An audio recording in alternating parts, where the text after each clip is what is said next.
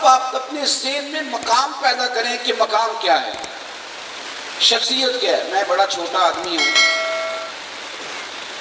कई दफ़ा दूर दराज से कोई बंदा मिलने आता है ना, तो अचानक मुलाकात करके तो बाज़ लोग कांपने लग जाते हैं, समझ नहीं आती, कहते हो हज़रत साहब मुझे तो समझ ही नहीं आ रही आप। मैं कई दफ़ा सोचता हूँ कि यार जिसके कुछ पल्ले नहीं, उसका लोग सिर्फ हुस्न ज़न में, अच्छे गुमान में कि शायद अच्छा बंदा है, शायद वो बड़ा आदमी है, हुस्न ज़न में लोग इतना एहतराम करते हैं। तो ज़रा उन हस्तियों का अंदाज़ा करो जिन्हें शान मदीने वाले रसूल ने अता फरमाई। अपने जहन में, दिल में ख्याल करें। आपको पता है हज़रत खदीजतुल कुबरा हुजूर की वो ज़ौजा हैं जिन्हें रब का सलाम आता है।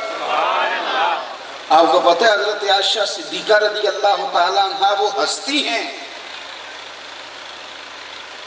कि हुजूर अलैहिस्सलाम का विसाल जिनकी गोद में हुआ है, और क़यामत तक के लिए जिसे लोग गुंबद खजरा कहती हैं, उस जगह का नाम क्या है? हुजरा आयशा सिद्दीक़ा।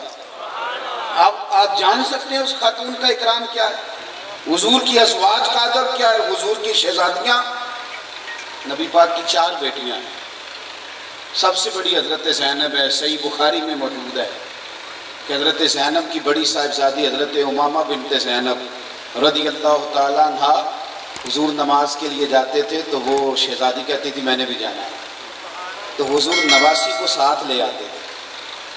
उन 4 बेटियों से हुजूर ने कितना प्यार किया कि जिनके बच्चे भी हुजूर के कंधों पे खेलते रहे।